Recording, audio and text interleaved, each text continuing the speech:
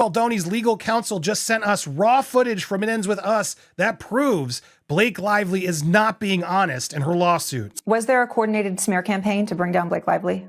100% no. Blake Lively had conspired with the New York Times to make him look like this bad individual when really it was all Lively. Well, now he's put all of that in a lawsuit against Lively. Hey there, drama junkies. It's Madison, ready to spill some piping hot tea on a PR catastrophe that spiraled out of control in record time. We're talking about a 72-hour meltdown that took what should have been a minor hiccup and blew it up into a full-on Hollywood fiasco. And trust me, if you think you've seen celebrity train wrecks before, this saga is about to rewrite the rule book on crisis management gone wrong. Let's jump into the carnage. So what's the backstory from It Ends With Us to It Ends in Lawsuits? Well, here's the short version. Blake Lively and Justin Baldoni were promoting their upcoming film, It Ends With Us. It's a big deal adaptation with huge hype, especially around tackling domestic violence themes. Fans had high hopes. Then in mere days, we went from star-studded romance flick to holy meltdown Batman, all because of some questionable PR moves that turned a small brush fire into a raging inferno. Let's dish how Blake Lively's team turned a 24-hour oops into a never-ending soap opera. 2 weeks ago, Lively sued Baldoni and his production company, alleging harassment on set and a coordinated campaign to attack her reputation. A lawyer for Baldoni called Lively's claims false. I came here today to say, as a man, that this is wrong, this is toxic, and it has to end. Mistake number one was Blake Lively out here pointing the finger at Justin. Picture this. Blake's receiving backlash for her vibe during press interviews. Fans found her dismissive, tone-deaf, or just plain checked out. So how'd her people respond? By blaming Justin. Cue record scratch. Why is that a colossal no-no? Because everything is on camera these days, folks. Viewers have eyes and fans are the internet's best detectives. If you say it was all Justin's fault, but there's footage of you being awkward or disinterested, guess what? People know you're trying to deflect. They'll dig up side-by-side comparisons of your so-called proof versus reality, and you come off looking shady. What should Blake have done instead? On it says, say, look, I realize my energy might have come across negatively. Let me clarify the context. Instead, pointing at Justin made it look like she couldn't handle her own misstep. People do not appreciate being gaslit by a star who's all over YouTube in cringe-worthy interviews. In result, the internet did what it does best, turn detectives. And with each tweet or clip dissecting her performance, it fueled the idea that maybe she was the problem, not Justin. It was, I saw the red flags, but they didn't look red. They looked kind of fuchsia and cute. But I ignored. For me, a key part of my faith is figuring out what your individual contribution.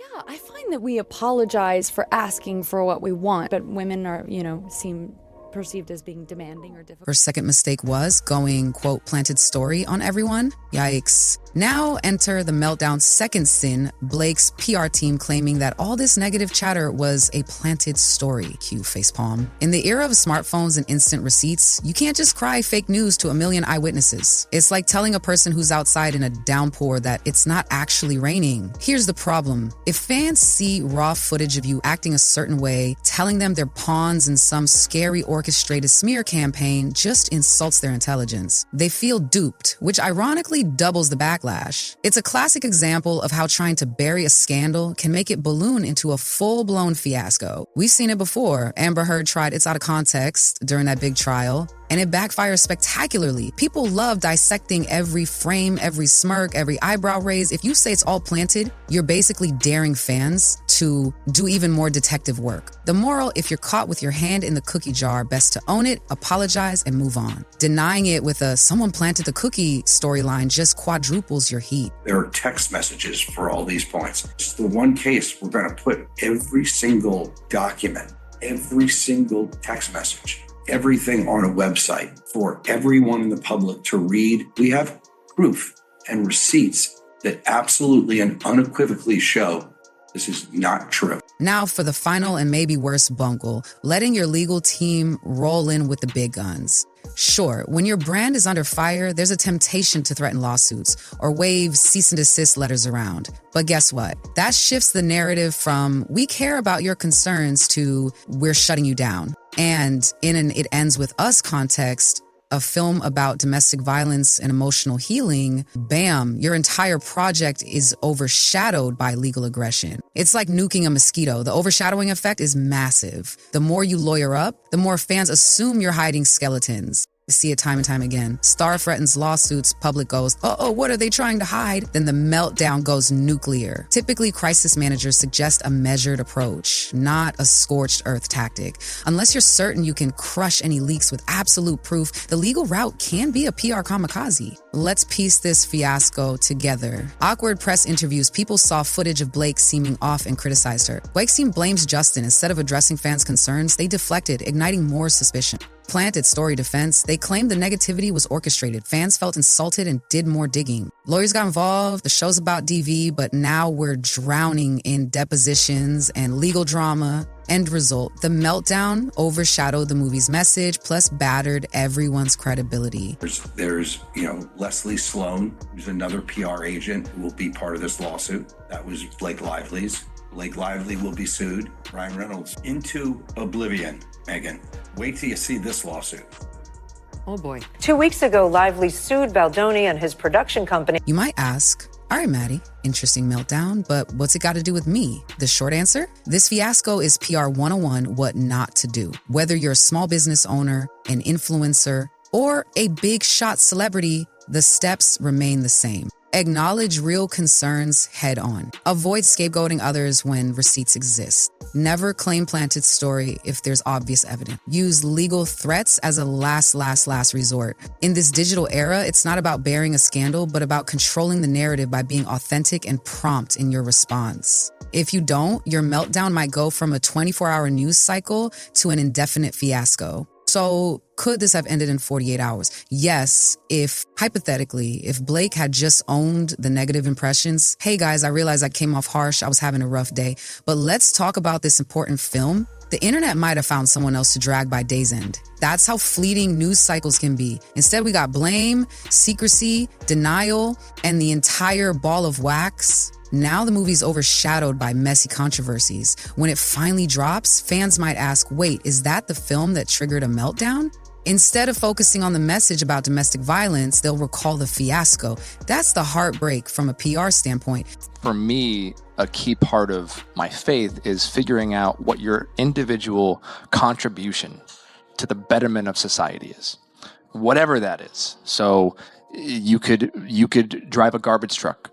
You could be a janitor. You could be a stockbroker. You could be a host. You could be an entrepreneur, whatever that is. One interesting angle, Justin kind of came out of nowhere, brandishing, here's the actual footage, text, receipts.